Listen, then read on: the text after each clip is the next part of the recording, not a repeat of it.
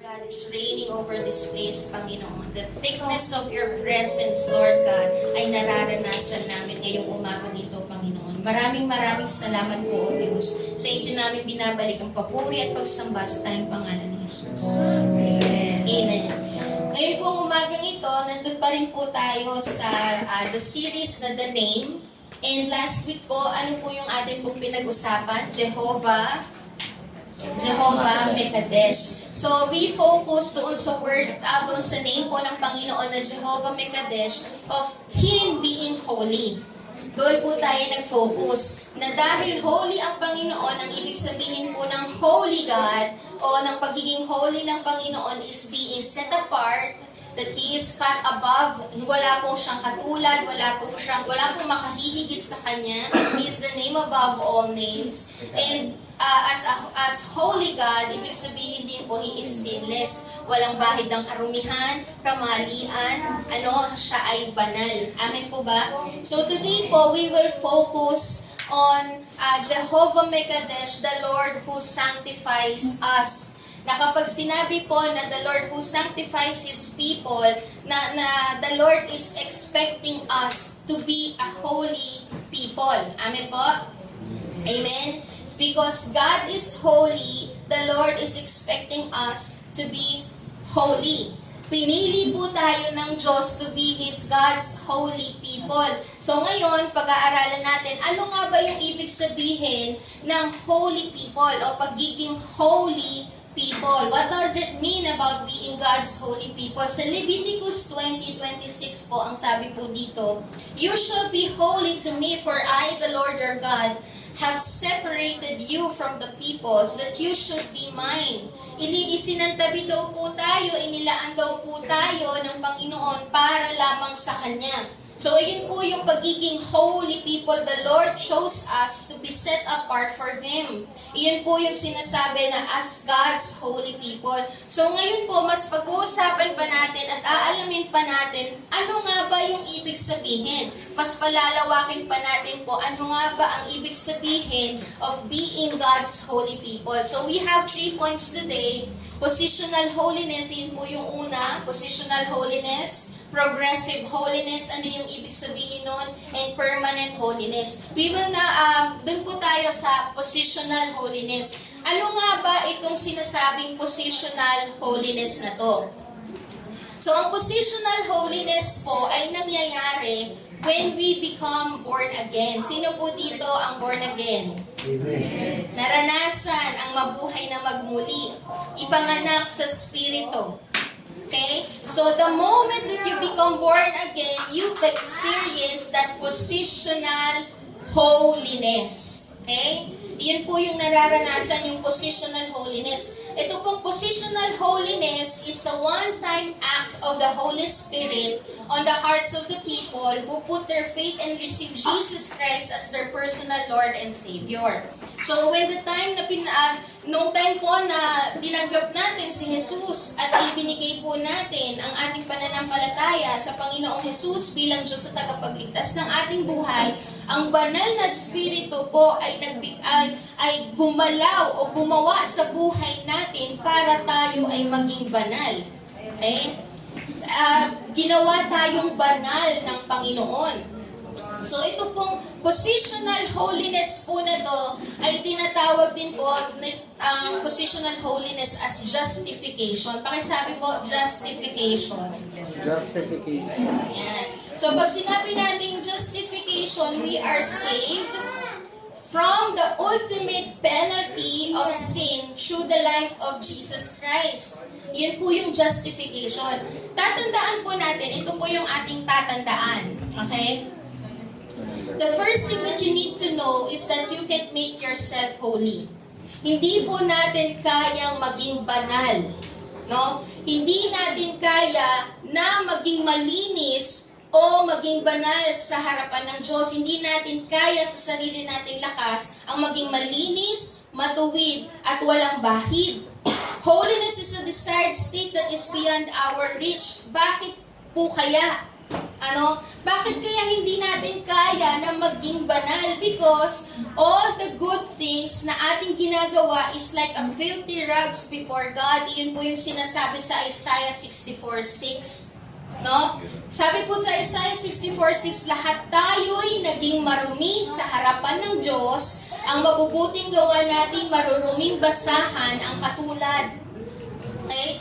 Iyon po yung sinasabi sa Isaiah 64:6 na ang lahat daw ng mabubuti nating gawa ay para lang maduming basahan sa harapan ng Diyos. At ang sabi po sa Romans 3:23, sapagkat ang lahat ay nagkasala at walang sino mang nakaabot sa kaluwalhatian ng Diyos. So hindi natin kayang maging banal sa sarili nating lakas kasi kahit gumawa ka ng mabuti, hindi yan aabot sa kaluwalhatian o sa standard ng pagiging banal ng Diyos. Last week po pinag-usapan natin na walang kahit na sino man ang makakapantay sa kabanalan ng Diyos. Amen po? Naalala niyo po? So kung ihaharap mo ang iyong sarili before God, yung standard ng Diyos ng pagiging banal ay hindi natin kayang abutin. Hindi po natin kayang abutin yung standard ng Diyos ng pagiging banal. So how come, paano na mangyayari that we are going to become holy people of God? Paano natin magagawa? Paano tayo magiging banal kung hindi tayo aabot sa kabanalan ng Diyos? Okay? Doon po papasok yung positional holiness or what we call justification. Doon papasok na ang Panginoon o ang Diyos ang nagpawalang sala sa iyo, ang Diyos ang naggawa sa iyo na maging banal, pinawalang sala ka at ginawa kang banal ng Diyos sa pamamagitan ng buhay ng Panginoong Hesukristo. So Christ is the way to holiness. Hindi mo kayang maging banal, pero dahil sa ginawa ni Kristo, ikaw ay naging banal. At si Kristo po ang daan para ikaw ay maging banal. Positional holiness. It is God that makes you righteous and holy. Siya ang naglagay sa iyo sa isang posisyon para ikaw ay maging banal kasi hindi mo kayang iposisyon ang sarili mo na maging banal. Naiintindihan po? 2 Corinthians 5:21, ang sabi po dito, hindi nagkasala si Kristo, ngunit alang-alang sa atin, siya'y itinuring na makasalanan upang sa pakikipag-isa natin sa Kanya ay maging matuwid tayo sa harapan ng Diyos. Si Kristo po ang naging daan, na siya ang naging daan para tayo ay maging matuwid, na naging kinuha po niya ang pagkakasala natin at inilagay po niya ang katwiran niya sa buhay natin. The reason bakit ka naging banal sa harapan ng Diyos ay dahil sa kabanalan ng Panginoong Hesus. Iyon po ang dahilan kaya ka naging banal. Kaya hindi talaga natin maipagmamalaki yung pagiging banal natin sa sarili nating kalakasan. Dahil lamang po ito sa ginawa ni Kristo, kaya tayo natawag na God's holy people. We become holy because He positioned us into His holiness. We become holy because He positioned us into His holiness. Pwede po ba akong tumawag ng volunteer? Yung volunteer na kinausap ko na kanina. Ayan, tawagin ko po si Vons at saka si Fern. Pwede niyo patanggal na lang po yung vest niyo. Wow, vest. Yung t-shirt na lang. Nakasando ko.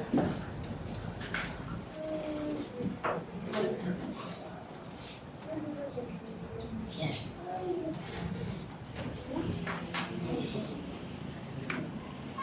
Ayan, pasensya na po kung meron kayong naaamoy kanina. Ito po yun. Kaya nakahay tayo kanina eh. Pakita ko lang po sa inyo, ganito po yung nangyayari. Pakisunod.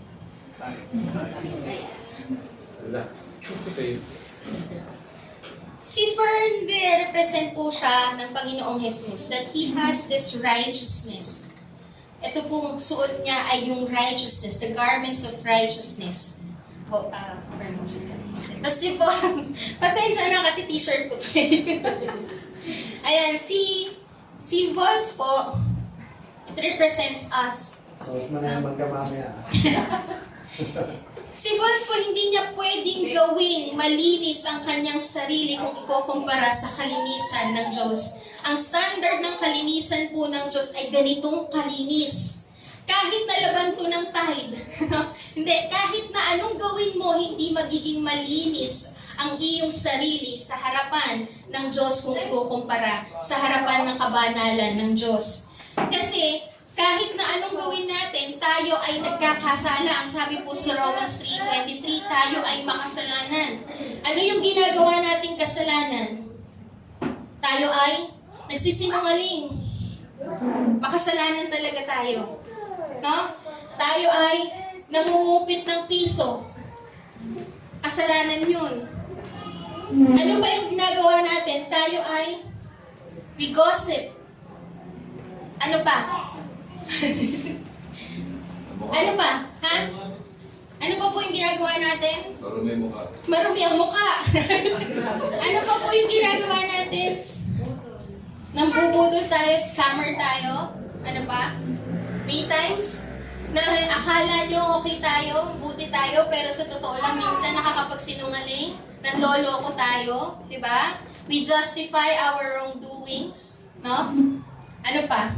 Hindi natin kayang maging malinis sa harapan ng Diyos kasi kahit anong gawin natin, sa kahit na maliit na kasalanan, kasalanan yan sa harapan ng Diyos. Ano? Tama po? So, paano ka magiging malinis kung lahat ng iyong ginagawa ay papaposibleng maging pagkakasala sa harapan ng Diyos na magiging marumi ka, na magdudulot sa iyo ng karumihan? Ano ang pwede mong gawin? Hindi po natin kayang maging malinis sa harapan ng Diyos kasi banal ang Panginoon. Kahit anong gawin natin, hindi natin kakayanin. No? Kaya ang ginawa po ng Panginoon ay ganito. Ang mukha. Para dito, tama niyo po. Bibig na lang.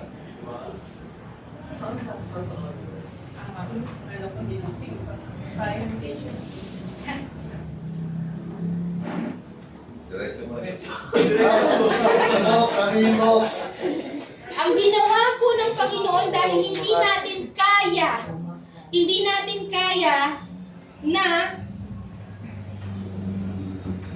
maging malinis sa Diyos, sa harapan ng Diyos, pinalit niya yung righteousness niya sa status ng ating buhay. Pakihubad. Tanggalin mo na kaya yung ano. Sige, lalim ko.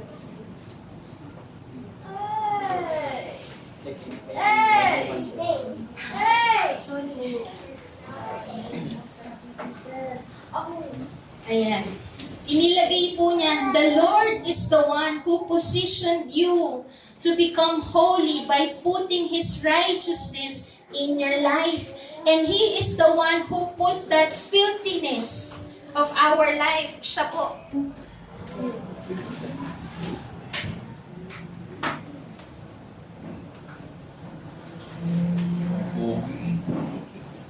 Siya yung nagsuot ng karumihan natin at siya po, nung sinuot niya yung karumihan natin, iyon po yung pinako sa krus.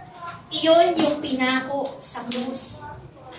Kaya ka naging malinis, hindi dahil sa sarili mong lakas, kundi dahil it is the Lord who positioned you into His righteousness and holiness. Kaya kaya mong humarap na malinis sa harapan ng Diyos dahil siya ang nagsuot ng iyong karumihan at yung karumihan mo ang pinako sa krus. Ganoon po yung sinasabi na positional holiness. Naintindihan po? Iyon po yung sinasabi, kaya ka naging banal dahil siya ay namatay sa krus ng Kalbaryo. At dahil doon sa kanyang kalinisan, iyon yung inilagay niya sa inyong buhay. He is the one who positioned you to become holy. Kaya tinawag na positional holiness, justification. Sa 1 Peter 2:24, ang sabi po dito, He Himself bore our sins in His body on the cross so that we might die to sin and live for righteousness. Siya yung nagdala ng ating karumihan at pinako siya sa krus para tayo ay mamatay sa kasalanan at mamuhay ng may kabanalan. At yung pinamumuhay natin ng kabanalan ay kabanalan ni Kristo. Amen po? That is positional holiness. That is justification. Amen po ba? Sige po, thank you po sa mga volunteers natin. Pakiano na po ito sa labas. Thank you. Kasi baka maging high tayo dito sa We are being free because Jesus took our place to be punished. Amen? Sabi po ni A.W. Tozer, the only sin Jesus ever had is ours. Kinuha ng Panginoon yung kasalanan natin. Hindi siya makasalanan. Wala siyang bahid ng kasalanan. Pero ang pinako sa krus ng Kalbaryo ay ang kasalanan natin. The only sin Jesus ever had is ours. That is the great exchange. That is the divine exchange na nangyari sa buhay natin. Siya yung kumuha ng kasalanan natin na pinako sa krus at ipinalit niya yung kanyang kabanalan, inilagay niya sa buhay natin. Ang sabi po dito, the only sin Jesus ever had is ours, and the only righteous we can ever have is His. Amen po ba? Christ is the only way to holiness. We become holy because He positioned us into holiness. Kaya tinawag kang banal ng Diyos. God chose you to become holy. Amen? Pangalawa po is yung progressive holiness. Ito pong progressive holiness po is a lifelong process of becoming more Christ-like as we cooperate with the Holy Spirit and yield to His control. Yung progressive holiness po, it speaks of being more and more like Christ. Yun po yung progressive holiness. Hindi lamang po natapos, ang positional holiness po ang pagpapaumpisa ng inyong kabanalan, ng ating kabanalan. Pero hindi po natapos dun. The moment that the Lord put His righteousness in your life, the Lord has given you the power to continue living in holiness. Naintindihan po? Kaya ine-expect po tayo na matuloy na mamuhay ng may pagbabago. Kaya ine-expect po tayo ng Panginoon na patuloy na mamuhay sa kabanalan ng Diyos. That we become more and more like Christ. Kung ang Panginoon po ay sinless, tayo, we sin less and less. Ganoon po, binabago tayo ng Panginoon. Araw-araw. Amen po ba? Amen? Ito pong progressive holiness po na to, this is also what we call practical holiness. Yung pamumuhay mo ng banal. Yung pagpapatuloy mo ng pamumuhay ng pagiging banal o what we call sanctification. That this is the process of growing in holiness and becoming more and more like Christ, na habang tumatagal ka bilang isang Kristiyano, mas lalong nakikita, nagre-reflect ng mas malinaw sa buhay mo ang Panginoong Jesus. Amen po ba? Pakitignan po yung katabi, nagre-reflect ba dyan ang Panginoong Jesus? Amen. That we become more and more like Christ. That is progressive. Unti-unti, progressive meaning, lumalago. May growth. We grow in holiness. We become more and more like Christ. Sabi po sa 2 Corinthians 3:18, at ngayong naalis na ang talukbong, nagniningning sa ating mga mukha ang kalwalhatian ng Panginoon. Nung tinanggap po natin ang Panginoong Jesus bilang Diyos at tagapagligtas ng ating buhay, the Lord positioned us into His holiness. That is the starting point of our holiness. And the Lord is giving us the Holy Spirit to give us the power to continue living in holiness, na patuloy na ang mukha ni Kristo ay nagniningning sa ating buhay. Ang sabi pa po dito, at ang kalwalhatiang iyan na nagmula sa Panginoon na siyang Espiritu ang siyang magbabago sa atin mula sa isang antas ng kaluwalhatian hanggang tayo'y maging kalarawan niya. Ibig sabihin, magbabago tayo araw-araw. The Lord is working in our lives para magbago tayo araw-araw at yung kalwalhatian at kaniningan ng Diyos ay patuloy na makita at maging malinaw sa atin. Naintindihan po? This is a daily walk of surrender. Progressive holiness is a daily walk of surrender with the Holy Spirit, having Him in full control over our lives. Kaya ine-expect tayo na magbago araw-araw. At syempre, hindi po ito sa sarili nating kalakasan. The Lord has given us the Holy Spirit to give us the power to be transformed day by day. Because holiness is the mark of God's children. Pakisabi po ulit, holiness is the mark of God's children. Holiness is the mark of God's children. We are to be holy because nakiisa na tayo sa Diyos, kaya nagniningning din sa atin ang nature ng Diyos. So if God is holy, it means that as God's children, we are reflecting His holiness. Pakitignan po ulit ang katabi. Nakikita po ba si Kristo? Nagniningning po ba ang kalwalhatian? O nagniningning po ba ang kabanalan ng ating Panginoong Hesus sa mukha ng ating katabi? Praise God! Kasi nagniningning talaga, no? Hindi dahil nag-i-skincare, kundi dahil nakikita si Kristo sa buhay. Amen?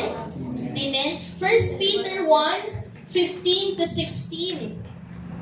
Sabi po dito, but as He who called you is holy, you also be holy in all your conduct, since it is written, you shall be holy, for I am holy. Sabi po dito, you also be holy in all your conduct.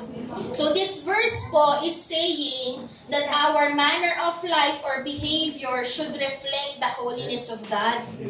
Yung ating pamumuhay, yung ating ugali po daw, yung ating manner of life, our lifestyle, ay dapat nakikita si Kristo.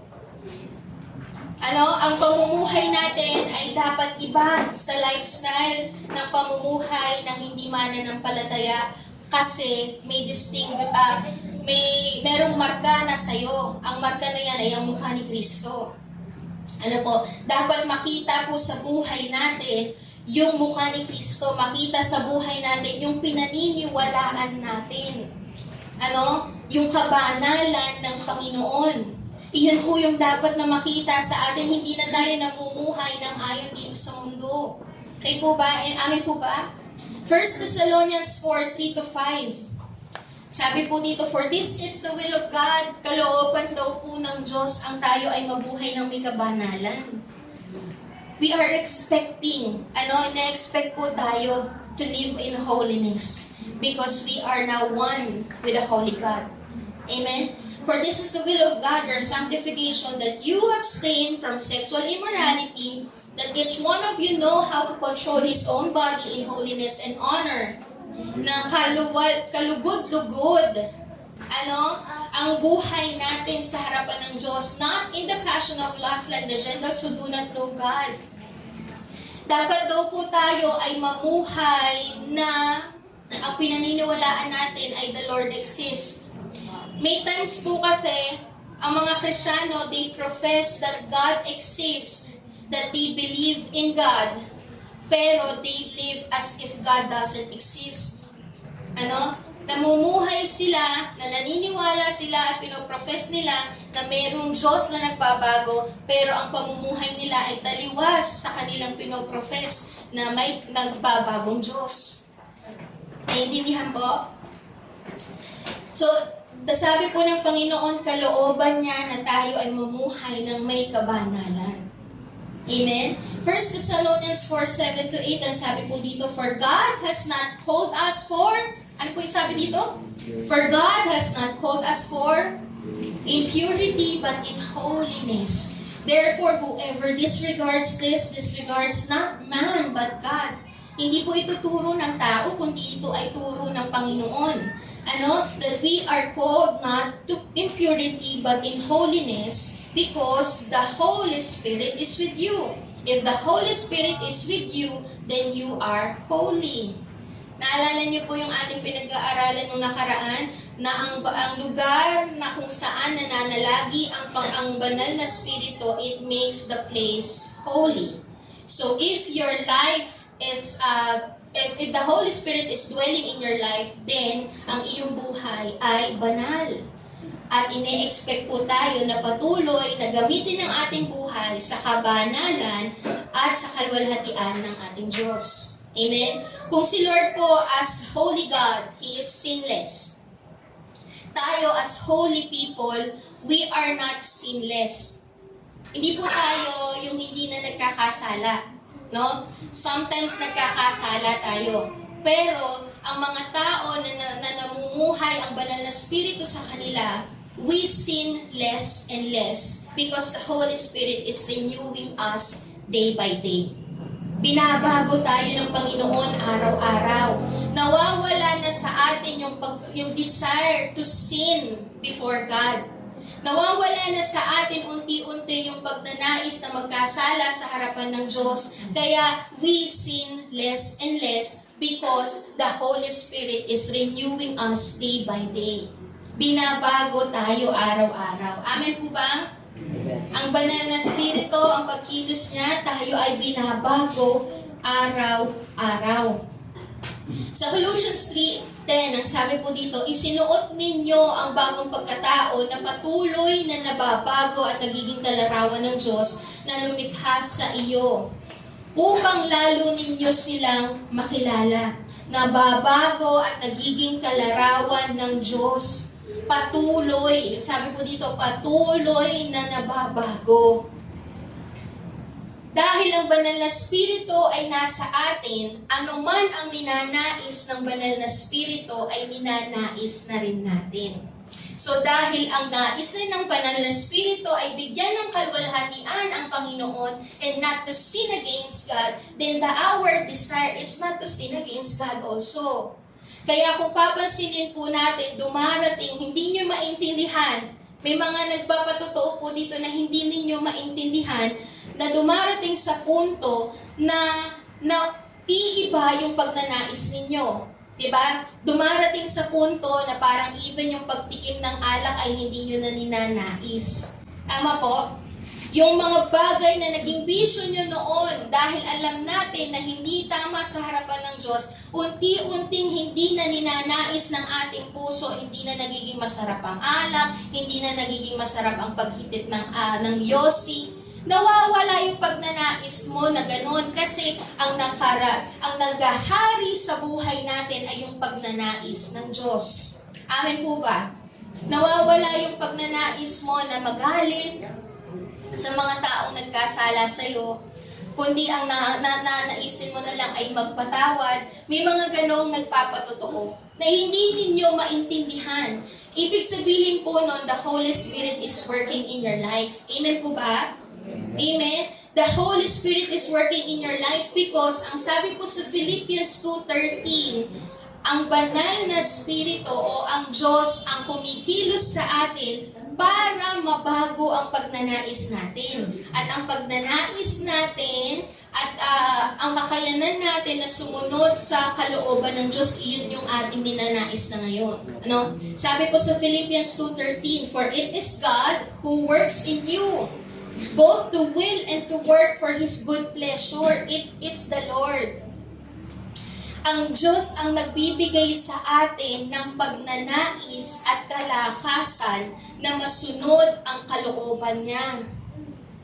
Habang kumikilos ang banal na spirito sa buhay natin, binibigyan niya tayo, binabago niya ang pagnanais natin at binibigyan niya tayo ng kakayanan na gawin ang kalooban ng Diyos. Kaya tayo ay patungo unti-unti sa kabanalan ng Diyos. Kaya tayo ay nababago araw-araw. Amen po ba? Amen? Amen? Naalala ko yung kanta na binabago niyo ako, binabago mo ako araw-araw. Naalala niyo yun? Sino po yung nakarinig na? Binabago mo ako araw-araw. Yun lang. Sa Matthew 5:8, sabi po dito, Blessed are the pure in heart. Yan po yung sabi ng Panginoon. Blessed are the pure in heart. Kapag sinabi po natin blessed dito, pinag-aralan na po natin to sa series natin na The Kingdom. When we talk about blessed, it is from the Greek word na makarios, na ang ibig sabihin po nito ay divine joy or perfect happiness.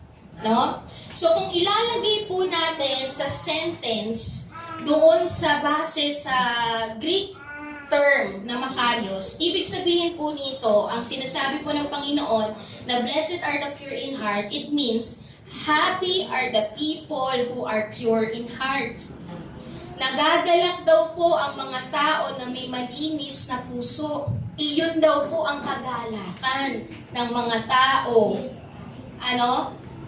Ang tunay na kasiyahan daw po ng mga taong nakakilala sa Diyos ay hindi paggawa ng mga bagay na gusto mo lang gawin, pero taliwas sa kagustuhan ng Panginoon o taliwas sa sinasabi ng Diyos. Those people who receive the Lord Jesus Christ and the Holy Spirit is dwelling in them, ang tunay na kaligayahan po sa kanila ay ang pamumuhay ng banal. Iyon po yung kaligayahan nila. No? Nakakamit kasi, sabi po dito, blessed are the pure in heart. Nakakamit daw po ang tunay na kasiyahan sa pamumuhay ng banal. Hindi sa pamumuhay ng taliwas sa salita ng Diyos. Kasi ang namumuhay na taliwas sa salita ng Diyos, patungo yon sa saan? Sa destruction. Patungo yon sa kasiraan. At hindi mo na naising masira ang buhay mo.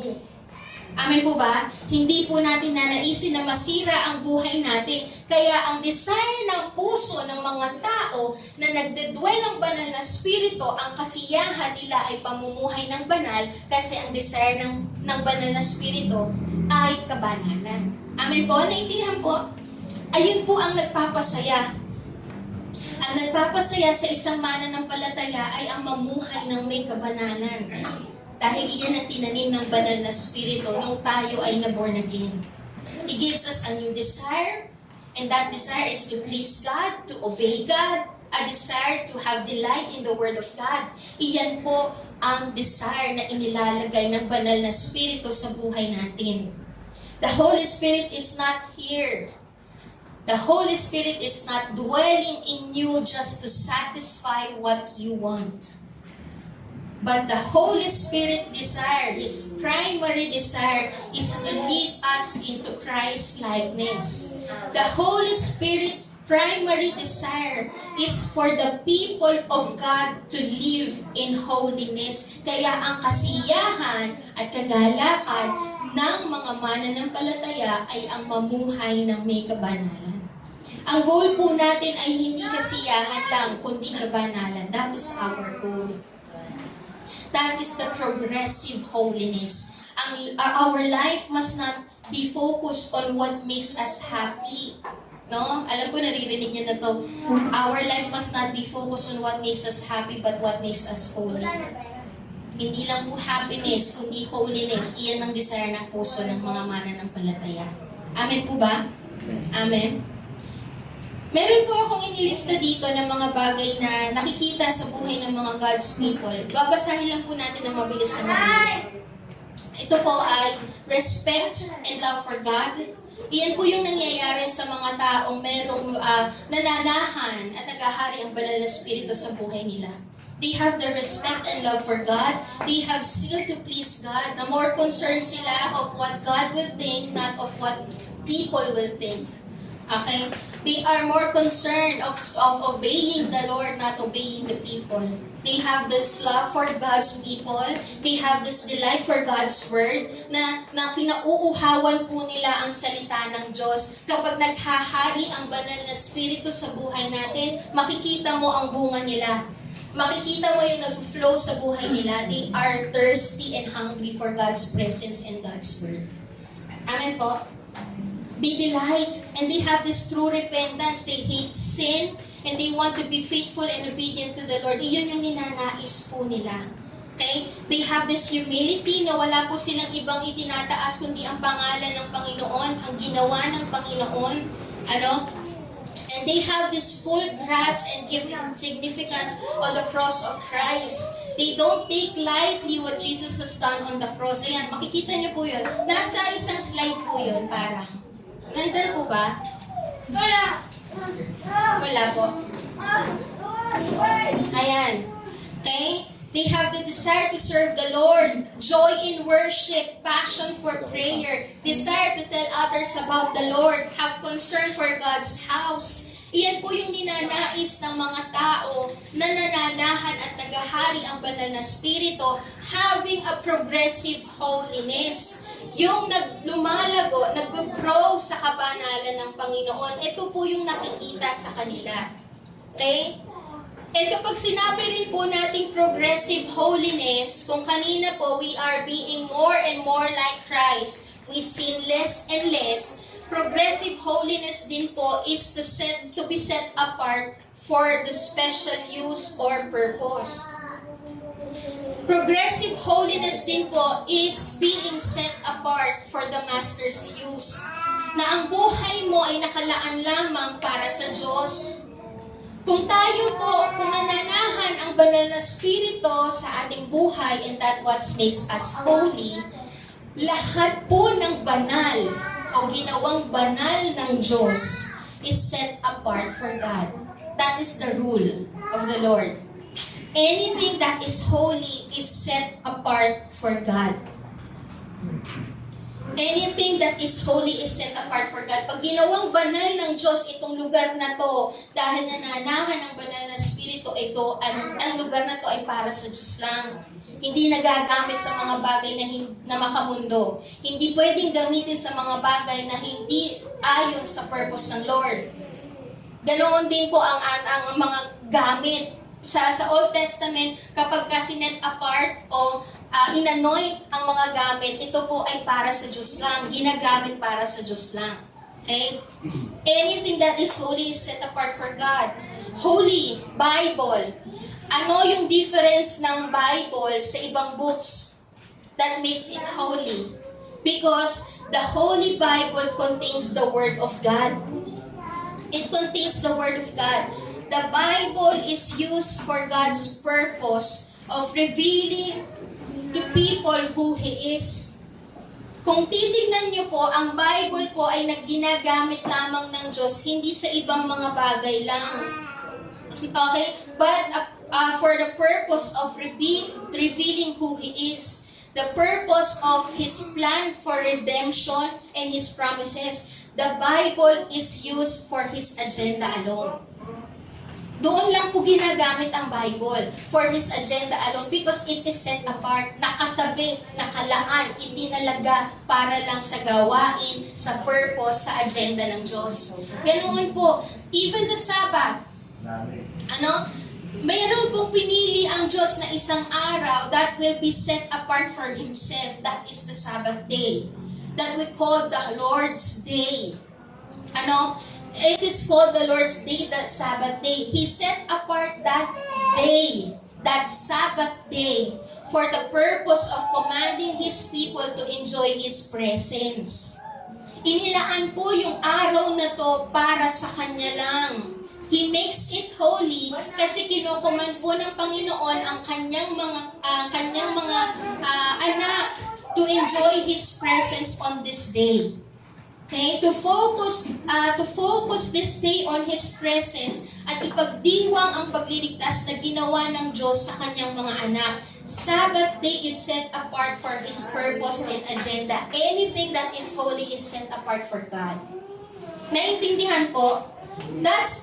Ayun po yung sinasabi na progressive holiness. Anything that is set apart is for God alone. Anything that is holy is set apart for God. Same with the Israelites. The Lord has chosen them. And that's what makes them holy. They become holy because the Lord chosen them. And anything that is holy is set apart for Him. Na sila po ay nakalaan, itinalaga para sumunod sa Diyos. Purihin lamang at sambahin lamang ang isang tunay na Diyos. Ganoon, anything that is holy is set apart for God. Ganon din po ang buhay natin. As born again, we are separated o nakalaan tayo at itinalaga po tayo para sa Diyos lamang. Amen po ba? When you say that you are God's holy people, tayo po ay itinalaga at nakalaan lamang para sa Diyos. Amen po? Itong damit na to, hindi ko to pwedeng ipahiram sa ibang tao. Ako lang ang dapat magsuot nito kasi ako ang may-ari nito. Ganoon po yung sinasabi na set apart. Sabihin nyo nang madamot ako. Hindi, joke lang. Nagpapahiram po ako ng damit. Illustration lang. Ibig sabihin po nun, you are in the world but not of the world. No? Tayo ay nandito sa mundo pero hindi tayo namumuhay para sa mundo kundi para sa Diyos. Na ang lahat ng ating ginagawa ay dapat magbigay ng kaluguran at kaluwalhatian sa ating Diyos na buhay. Amen po ba? Ang buhay po natin, tinawag tayo para hindi lang sa kasiyahan, kundi para gawin ang mga bagay na magbibigay ng kaluguran at kaluwalhatian sa ating Diyos na buhay. Amen. Amen po ba? Buhay pa po ba? Amen. John 17:14-16 ang sabi po dito, ito po ay panalangin ng Panginoong Jesus sa kanyang mga disciples. Sabi po niya dito, I have given them your word. May mga naitanim na ako sa kanila, nakatanim na sa kanilang salita mo, nakatanim na sila sa kanilang kaligtasan mo. And ang sabi po dito, and the world has hated them because they are not of the world. Na namumuhi ang mga tao sa mundo sa kanila kasi iba sila sa mundo. Just as I am not of the world, I do not ask that you take them out of the world, but that you keep them from the evil one. Huwag mong hayaan na sila ay mamuhay ng may kabaluktutan. Huwag mong hayaan na mamuhay sila being tempted with the tempter or of the enemy. They are not of the world, just I am not of the world. Tayo po ay nasa mundo, pero hindi tayo para sa mundo. Amen po? Sa Tagalog po, pagbabasahin nyo ang Tagalog dito, hindi tayo makasanlibutan.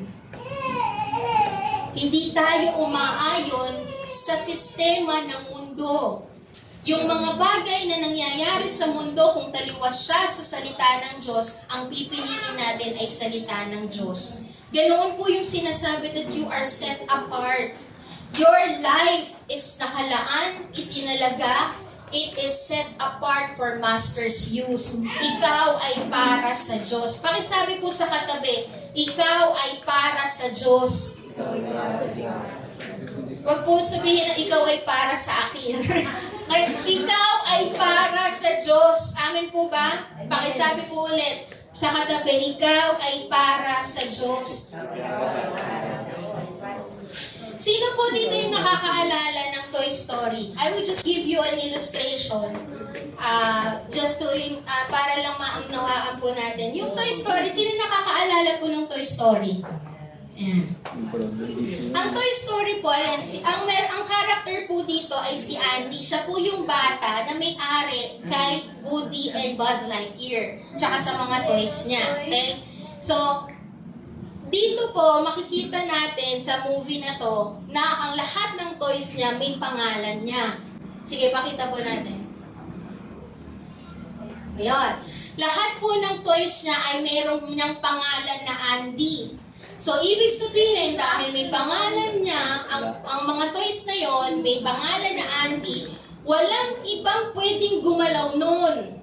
Ganun po yung nangyari sa movie. Walang pwedeng ibang gumalaw nun kapag natutulog siya, katabi niya yung toys niya, kasi iniingat-ingatan po niya yung toys niya. Okay? Natutulog siya, katabi niya, and it gives pleasure to him every time he plays and spend with his toys. Nagagalak po siya kapag nilalaro po niya si Buzz Lightyear, si Woody. And sa side naman po ng mga toys ni Andy,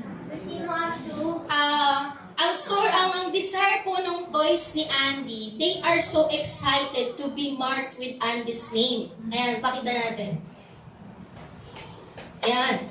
They are so excited. Excited sila pag natatatakan sila ng pangalan ni Andy. Ibig sabihin, I have an owner. Meron akong owner. Excited sila.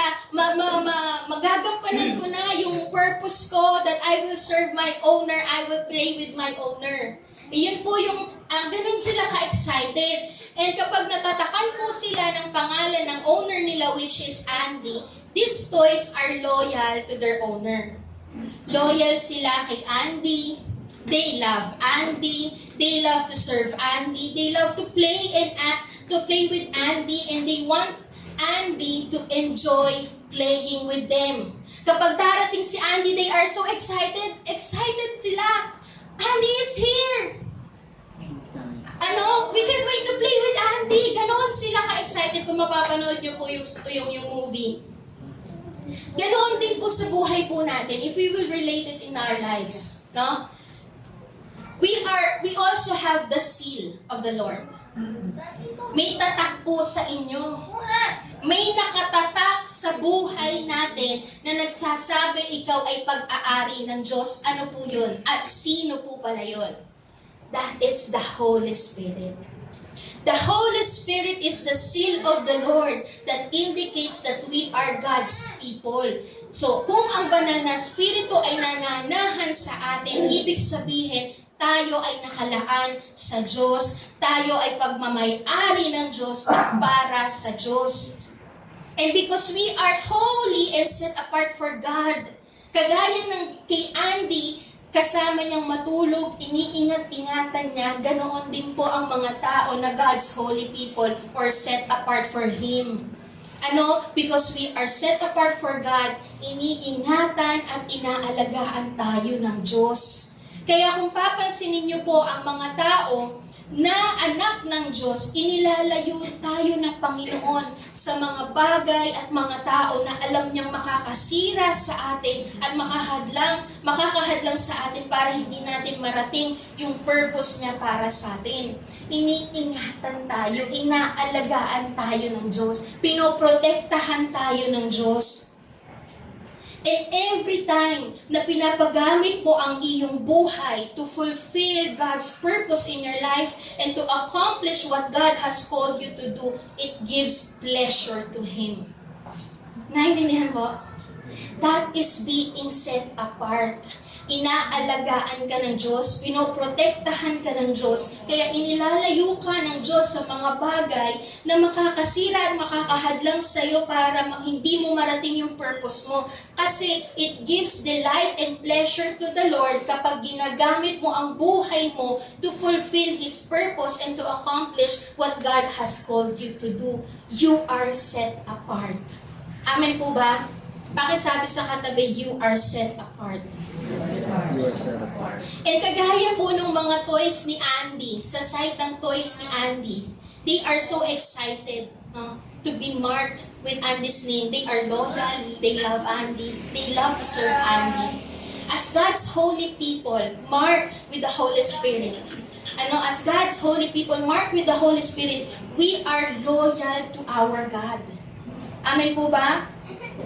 Because the Holy Spirit is with us, we are loyal to our God. We are so excited to come to the Lord. We are so excited. Ito na naman, pakakatago ko na naman ang Panginoon. We are so excited. Just like the toys, that they are excited to meet Andy and to play with Andy. They are so excited. No? We are loyal to our God. We love God. We love to serve our God. We delight to be called and to be used by God. Kagalakan sa atin ang magamit ng Panginoon. Iyan po yung dinidesire ng mga tao. May marka ng banal na Espiritu. And it gives gladness in our hearts when we please our Lord. Kasi ang desire ng puso ng mga taong mananampalataya ay ang mamuhay ng may kabanalan. Amen po? That is progressive holiness. And when we, ito pong progressive holiness na to, hindi po natin to kaya sa sarili nating kalakasan. Hindi po natin kayang mamuhay ng magpapatuloy tayo sa kabanalan on our own strength. Kaya this progressive holiness can only grow if we submit with the Holy Spirit. Pwede ko po bang tawagin ng worship team? The progressive holiness can only grow if we will submit with the Holy Spirit. Hindi natin kaya sa sarili nating lakas. Kahit inaasahan po tayo ng Diyos na mamuhay at magpatuloy sa kabanalan ng Panginoon, hindi po tayo iniwan ng Diyos na mamuhay mag-isa. We need to submit with the Holy Spirit. The Lord has given us the Holy Spirit to give us the strength. Kaya we need to submit. Kailangan po natin, pag sinabi natin submit with the Holy Spirit, we will continue to surrender and let the Holy Spirit take full control over our lives. Sa Romans 8:4, ang sabi po dito, ginawa ito ng Diyos para ang ipinatutupad ng kautusan ay matupad nating mga namumuhay sa patnubay ng banal na spirito at hindi ayon sa ating makasalanang pagkatao. So sinasabi po dito sa Romans 8:4, tayo po ay kayang matupad ang kautusan ng Diyos hindi sa sarili nating lakas, kundi sa kalakasan at patnubay ng banal na spirito. It means that progressive holiness will only grow if we will not rely on our own strength. We can continue to walk in holiness if we will depend on the Holy Spirit. We have no power to live a holy life, but God has given us the Holy Spirit that gives us the power to live a holy life. Amen po ba? Kagaya po nung sa pagbabike ko po, meron pong isang inimpress ang Panginoon sa akin, illustration from biking. Meron pong mga klase ng bike. Yung isang bike po ay road bike. Siya po ay nakadesign. May gear po siya at nakadesign po siya sa patag. Magiging mabilis po siya pagka ang ginamit mo ay road bike sa patag. Pero ang mountain bike po, nakadesign po siya, meron po siyang gear at nakadesign po siya sa mga ahon, sa mga matatarik. So ang bike ko po ay mountain bike, so nakadesign po siya sa pag-ahon. Nakadesign po siya sa matataas, sa matatarik, no? Pero, ang mountain bike ko po, hindi yan makakapunta sa tuktok without me riding the bike. Kahit na merong gear yan, kahit nakadesign yan sa mga matatarik at paahon, hindi niya ma-reach yung tuktok. Hindi siya makakapunta sa tuktok kung wala ang owner niya na will ride with that bike, and it is my strength that brings the bike to the top. Ganoon din po sa atin bilang mananampalataya. We are designed for holiness. Nakadesenyo po tayo sa kabanalan. We are expecting to live in holiness. Pero hindi po natin mararating yung kabanalan na gusto ng Diyos sa atin without the Holy Spirit. Hindi natin mararating yung kabanalan na gusto ng Diyos para sa atin if the Holy Spirit is not reigning over your life. Kung hindi po naghahari at hindi natin hinahayaan na maghari ang banal na spirito sa buhay natin, hindi po natin mararating yung tuktok ng kabanalan. And it is the strength of the Holy Spirit that brings us to reach that peak of holiness. It is still the Holy Spirit. Ang kailangan po natin gawin ay isurrender ang ating buhay. Hayaan natin na ang banal na spirito ang masunod sa buhay natin para patuloy kang lumakad sa kabanalan ng Diyos. Amen po ba? We will become more and more like Christ when we submit and let the Holy Spirit take full control of our lives. Kagaya na lang po ni Moses sa Exodus 34:28 to 29. Inutusan po ng Panginoong ng Diyos si Moses na pumanik sa Mount Sinai para katagpuin ang Diyos at sumulat ng 10 Commandments. And ang sabi po dito sa Exodus 34:28 to 29, so he was there with the Lord 40 days and 40 nights. He neither ate bread nor drank water, and he wrote on the tablets of the words of the covenant, the 10. Ito po yung pinakamaganda sa verse. When Moses came down from Mount Sinai with the 2 tablets of the testimony in his hand, as he came down from the mountain, Moses did not know that the skin of his face shone because he had been talking with God. Ang sikreto po para maging para magningning sa atin ang Panginoon. Para magningning sa atin ang Panginoon ay yung pamamalagi sa presensya ng Diyos. Ang sabi po dito, he spent 40 days and 40 nights. He spent talking with God, kaya hindi niya napigilan na magliwanag ang kanyang mukha. Ang sikreto po ay hindi skincare. Ang sikreto ay ang banal na spirito para magliwanag ang Diyos sa buhay natin. You need to stay in the presence of God. If we want to be more and more like Christ, you need to surrender every day to Him. You need to surrender your life to Him every day. You need to always stay day by day in the presence of the Lord. And para po mangyari sa atin at ma-reach natin yung tugtog ng kabanalan na gusto ng Diyos para sa atin, you need to obey the Word of God. The secret, the key to continue and to grow in the holiness of God is if we will obey the Word, if we will live out the Word. Sayang po ang pakikinig kung hindi ipapanguhay. No? Sayang ang salita kung hindi nakikita. We need to live out the truth if we want to keep in step in the holiness of God. Obey the Word. Sabi ni Jerry Bridges na sulat ng book na Obedience is the Pathway to Holiness. Sabi po niya dito, the more you choose to obey Christ and say no to the allurements of this world, the more you grow in holiness. Kung gusto mo na makita ang kabanalan ng Diyos sa buhay natin, you need to obey the Lord. You need to obey His Word. The more you disobey Christ, the more you fail to live a holy life. Obeying the Word of God will lead us to grow in holiness. And panghuli po is yung permanent holiness, which is glorification. This glorification po will occur in the future. Ito pong glorification na to is the perfect body, the perfect and complete holiness that we can have sa pagbabalik ng Panginoong Jesus. Mangyayari po itong permanent holiness o glorification sa pagbabalik ng Panginoong Jesus. Nagagawin po niyang glorified body ang ating katawan. And it is more glorious than the earthly body. Sabi po sa Philippians 3:20-21, we are citizenship in heaven. From it we await a Savior, the Lord Jesus Christ, who will transform our lowly body to be like a glorious body.